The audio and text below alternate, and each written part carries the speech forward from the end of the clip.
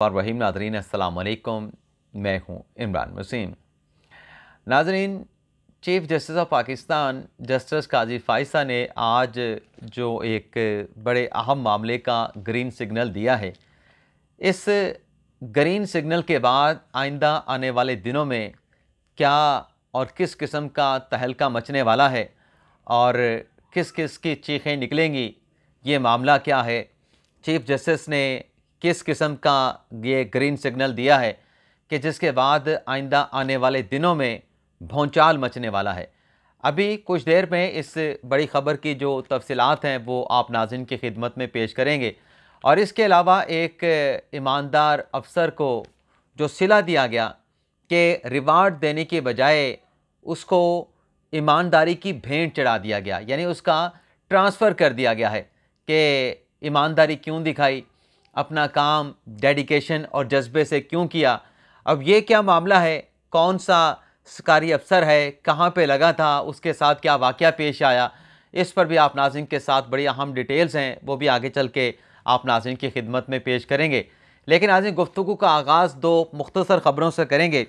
एक तो नाज़रीन ये हुआ है कि जो साइफ़र केस में शाह महमूद कुरैशी साहब की ज़मानत इस्लामाबाद हाई कोर्ट ने रिज़र्व की थी, chief justice Islamabad high court Aamir Farooq साहब ने आज ये महफूज किया गया फ़ैसला अनाउंस कर दिया गया है और शाह महमूद कुरैशी की ज़मानत को मुस्तरद कर दिया गया है। ज़मानत की दरख्वास्त को अब शाह महमूद कुरैशी इस फैसले के ख़िलाफ़ सुप्रीम कोर्ट से रजू कर सकते हैं।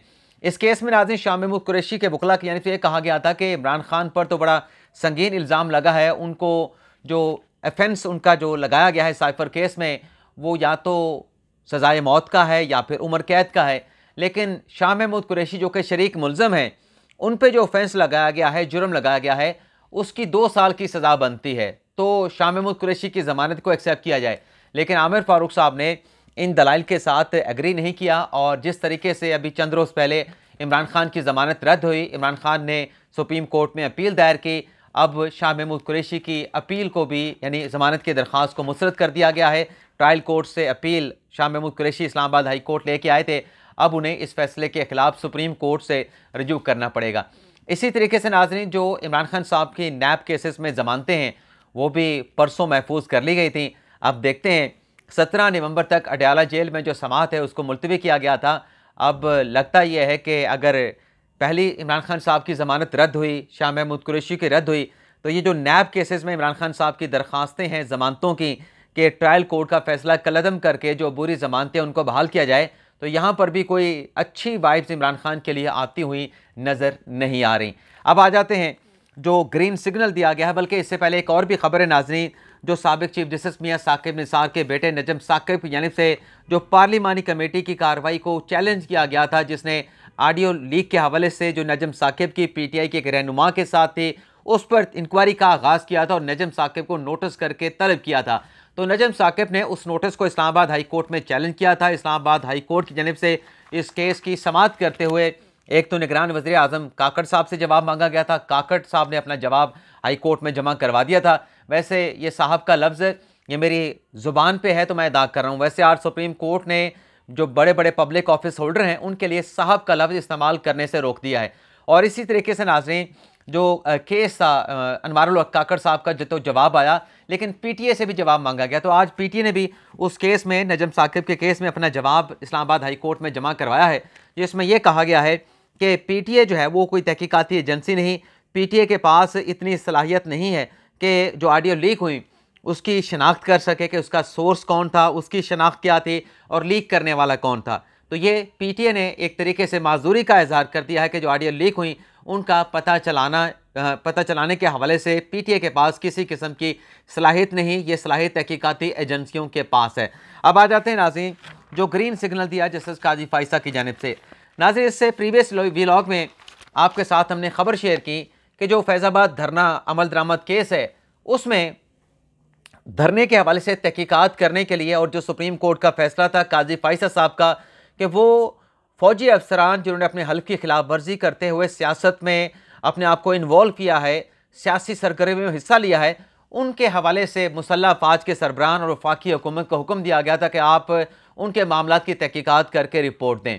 तो आज इस केस की समाअत हुई और आज वफाकी हुकूमत की जानिब से एक इंक्वायरी कमीशन जो है वो इंक्वायरी एक्ट के तहत तश्कील दिया गया है। इस इंक्वायरी कमीशन का सरबराह नाज़रीन हमने आपको पिछले वीलॉग में बताया कि डॉक्टर अख्तर अली शाह साहब को बनाया गया। तो जब सुप्रीम कोर्ट में काजी फैसल साहब की सरबराही में 3 रुकनी बेंच ने अदालती कार्रवाई का आगाज़ किया और अटॉर्नी जनरल की जानिब से कमीशन के अरकान जो हैं वो अदालत को बताए गए कि ये कमीशन के 3 अरकान हैं। एक साबिक जो IG हैं अख्तर अली शाह साहब, उनको सरबराह बनाया गया है। उनके साथ एक और साबिक IG हैं इस्लामाबाद के ताहिर आलम साहब, वो भी उस कमीशन के रुकन हैं। और एडिशनल जो सेक्रेटरी हैं वजारत दाखिला के, वो भी कमीशन के तीसरे रुकन होंगे। और 2 माह के अंदर ये कमीशन अपनी तहकीकात को मुकम्मल करेगा। और फिर जो TOR से कि कमीशन का दायरा अख्तियार क्या होगा, टास्क क्या होगा, हदूद क़य्यूद क्या होगी, किस किस मामले की तहकीकात करेगा। तो ये जो कमीशन की रिपोर्ट आज अटॉर्नी जनरल ने अदालत के सामने रखी, तो इस पर 2 एतराज़ात आए। एक एतराज़ चीफ जस्टिस काजी फायसा ने उठाया और दूसरा एतराज़ अफसार आलम साहब जो कि साबिक चेयरमैन पैमरा हैं उनकी जानिब से उठाया गया। तो सबसे पहले तो जो चेयरमैन पैमरा, साबिक चेयरमैन पैमरा अफसार आलम साहब का एतराज़ था वो आपको बताएंगे उस पर अदालत ने रिस्पॉन्ड क्या किया और फिर ग्रीन सिग्नल अदालत ने किस मामले पर दिया है। अफसार आलम साहब ने कहा कि कमीशन तो बन गया है और मैंने जैसे अदालत से कहा था कि मैं कमीशन के सामने पेश होकर अपना स्टेटमेंट रिकॉर्ड कराऊंगा, लेकिन अफसार साहब ने इस खदशे का इजहार किया कि कमीशन कैसे कार्रवाई करेगा। क्या ये कमीशन साबिक आर्मी चीफ को, साबिक सरकारी अफसरान को, फैज़ हमीद को, साबिक वज़रा आज़म को या फिर साबिक चीफ जस्टिस को बुला पाएगा? तो इस पर चीफ जस्टिस ने अफसार आलम साहब से पूछा कि आपके शक या खदशे की बुनियाद क्या है। काजी फैसल साहब ने कहा कि हो सकता है कि ये जो कमीशन है ये हम सब की आंखों में धूल झोंक दे, हो सकता है ये जो कमीशन है ये ऐसी तारीख रकम करे जो हम एक्सपेक्ट ना कर रहे हों। काजी फैसल साहब ने कहा कि कमीशन बन चुका है, कमीशन की रिपोर्ट आने से पहले हमें किसी किस्म के खदशे का इजहार नहीं करना चाहिए। हाँ, रिपोर्ट आती है, उस रिपोर्ट पर आप सब तनकीद कर सकते हैं। काजी फैसल साहब ने कहा कि ये जो कमीशन बना है ये कमीशन मुकम्मल तौर पे बाख्तियार होगा। ये कमीशन जिसको बुलाएगा, अगर वो कमीशन के सामने पेश ना हुआ तो कमीशन उसके अरेस्ट वारंट भी जारी कर सकेगा, उसको गिरफ्तार करवा सकेगा। इतने अख्तियारात इस इंक्वायरी कमीशन के होंगे। और फिर काजी फैसल साहब ने कहा कि फ़िलहाल हम किसी पे उंगली हमें नहीं उठानी चाहिए। और काजी फैसल साहब ने कहा कि अगर सच उगलवाना हो तो एक तफ्तीशी भी सच उगलवा सकता है, लेकिन अगर सच उगलवाना ना हो तो फिर एक IG भी सच नहीं उगलवा सकता। और फिर अटॉर्नी जनरल ने अदालत से कहा कि जो भी इस कमीशन में पेश होगा, जिसको भी कमीशन समन करेगा, किसी को इस्तिस्ना हासिल नहीं होगा। जिसको समन होगा उसको कमीशन के सामने अपनी हाजिरी को यकीनी बनाना होगा। तो अफसार आलम साहब के इस एतराज़ को इस तरीके से अदालत ने एड्रेस कर दिया। और फिर आगे चल के काजी साहब ने अटॉर्नी जनरल से एक सवाल पूछा, बल्कि एक एतराज़ था सवाल की जगह पे, कि पिछली मरतबा ये बात डिस्कस हुई थी कि ये जो नज़र-ए-सानी की दरख्वास्तें 2019 में हर किसी ने दायर कर दी, MQM ने दायर कर दी, इलेक्शन कमीशन ने दायर कर दी, पैमरा ने दायर कर दी, IB ने दायर कर दी, वफाकी हुकूमत ने दायर कर दी और इजाज़ुल हक साहब ने दायर कर दी, शाह महमूद कुरैशी ने दायर कर दी। आपने जो इंक्वायरी कमीशन के TORs बनाए हैं उसमें इस बात का तो कमीशन तयन नहीं करेगा कि कौन सी ऐसी फोर्स थी, कौन सी ऐसी वजूहात थी कि सब लोगों ने सुप्रीम कोर्ट के फैसले के खिलाफ नज़र-ए-सानी की दरख्वास्तें दायर की। तो इस पर अटॉर्नी जनरल ने कहा कि ये TORs भी हम कमीशन के जो TORs हैं उसमें शामिल कर देंगे कि कमीशन इस बात का तयन भी करें कि ये नज़र-ए-सानी की दरख्वास्तें दायर करने की वजूहात क्या थी, इसके पीछे कौन था और ये सारी मुहर्रिकात क्या थी इसके पीछे। तो काजी फैसल साहब ने फिर इसके बाद ग्रीन सिग्नल दे दिया कि कमीशन अपनी इंक्वायरी मुकम्मल करे। और फिर जो मुकदमे के समाअत है उससे, क्योंकि कमीशन ने 2 माह के अंदर अपनी इंक्वायरी को मुकम्मल करना है। तो आज आप देख लें कि 15 नवंबर है गालिबन, अगर मैं गलत नहीं हूँ, 15 नहीं गालिबन 14 नवंबर है और 22 जनवरी तक इस केस की समाअत को मुलतवी किया गया है। यानी 2 माह का पूरा जो मैंडेट है इंक्वायरी कमीशन का, जो आज से एक्टिव हो चुका है, उसके मुताबिक 2 माह तक इस केस की कार्रवाई को मुलतवी किया गया है। लेकिन आज की समाअत में शेख रशीद साहब को बड़े सख्त सवालात का सामना करना पड़ा। शेख साहब के हवाले से जो दरख्वास्त थी उनकी नज़र-ए-सानी की, वो तो वापस लेने पर वापस कर दी गई, खारिज कर दी गई। लेकिन चीफ जस्टिस काजी फैसल साहब ने शेख रशीद के वकील को मुखातिब करते हुए कहा कि ये मजाक नहीं कि आप पहले नज़र-ए-सानी दायर कर दें और फिर आप नज़र-ए-सानी वापस लेने आ जाएं। फैसले में पहले ये बताएं कि आपने नज़र-ए-सानी दायर की है, सुप्रीम कोर्ट के फैसले में गलती क्या है। क्या कोई सुप्रीम कोर्ट को बाहर से चलाता रहा? क्या कोई सुप्रीम कोर्ट को बाहर से चला रहा था कि एक साथ सब ने नज़र-ए-सानी की दरख्वास्तें दायर कर दी? और फिर काजी फैसल साहब ने वाज़े अल्फाज के साथ कहा कि सबको पता है, कोई इतना बहादुर नहीं कि बता दे कि बात आके बात करे और बता दे कि सच क्या है। काजी फैसल साहब की इस बात पे शेख रशीद के वकील ने कहा कि आजकल भी बहुत कुछ हो रहा है। तो काजी फैसल साहब ने कहा कि आजकल की बात ना करें, जो केस की बात हो रही केस की बात करें। काजी फैसल साहब ने कहा कि इस केस का फैसला, इस केस की केस एक अलग बात है, केसेस की समाअत तो मतलब काजी फैसल साहब कह रहे थे कि फैसले तो अलग बात है कि केसेस के फैसले क्या हो रहे हैं। माजी में तो ये सुप्रीम कोर्ट में होता रहा कि कौन सा केस कब लगेगा ये भी बाहर बैठे लोग तय करते थे। काजी फैसल साहब ने कहा कि शेख रशीद कभी नहीं बताएंगे। शेख रशीद ने रोस्टरम पे आने की कोशिश की, उन्हें रोस्टरम पे आने से रोक दिया गया, बात करने की कोशिश की, बात करने से रोक दिया गया। और फिर काजी फैसल साहब ने शेख रशीद के वकील से कहा कि हम आपसे मुखातिब हैं, बड़े बड़े आप बयानात देते हैं और जब बहादरी की बारी आई तो आप भाग निकले, बहादरी की बारी आई तो भाग निकले। अब अगर अब अल्लाह ताला ने आपने मौका दिया तो क्या आप लोगों की खिदमत करेंगे या अल्लाह करेंगे। तो शेख रशीद एक मरतबा फिर उठ के अपने आने लगे रोस्टरम पे। तो काजी फैसल साहब ने, अदालत ने उनसे कहा कि हम आपसे नहीं आपके वकील से मुखातिब हैं। और फिर अत्तर मिनल्ला साहब ने कहा कि शेख रशीद तो खुद वजीर दाखिला थे, अगर आईएसआई की रिपोर्ट में उनके हवाले से गलत लिखा गया था तो वजीर दाखिला होते हुए शेख रशीद ने आईएसआई के खिलाफ क्यों कार्रवाई नहीं की। और फिर काजी फैसल साहब ने बड़े अहम रिमार्क्स दिए। काजी फैसल साहब ने कहा कि आप मुल्क से मुखलिस नहीं, ये शेख रशीद के वकील को कहा जा रहा है।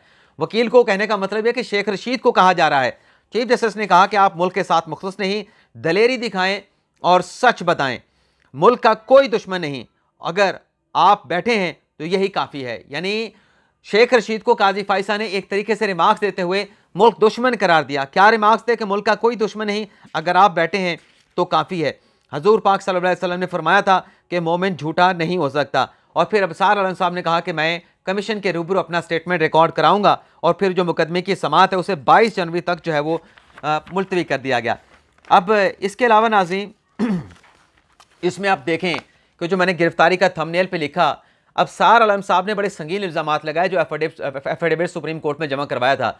उसमें साकिब निसार साहब का, साबिक चीफ जस्टिस का नाम भी है, उसमें साबिक वज़ीर आज़म नवाज शरीफ का नाम भी है, उसमें कहीं ना कहीं इमरान खान का नाम भी है, उसमें साबिक army chief general Qamar Javed Bajwa का नाम भी है, साबिक डीजी आईएसआई फैज़ हमीद का नाम भी है।